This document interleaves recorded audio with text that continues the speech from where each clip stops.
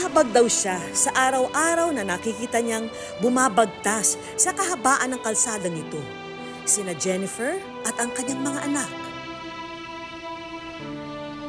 Ipinanganak si Jennifer na may pes planus deformity ang mga paa, dahilan para maapektuhan ang kanyang pagkilos, lalo na ang paglalakad.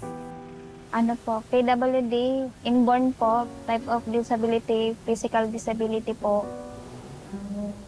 Di po lakad mag-isa, gabay-gabay lang po. Sa kabila ng kapansanan, nananatiling positibo si Jennifer para sa kanyang pamilya. Namamasukan bilang isang construction worker ang asawa ni Jennifer, kaya siya ang nakatoka sa kanilang mga supling. Kailangan niyang maihatid ang mga anak sa eskwela. Sabi po nila, the best mommy daw po ako. Okay lang naman po na at least po yung pagiging nanay ko po, nagagampanan ko po. Pwede po kami nahatid ni Mami gamit yung wheelchair niya.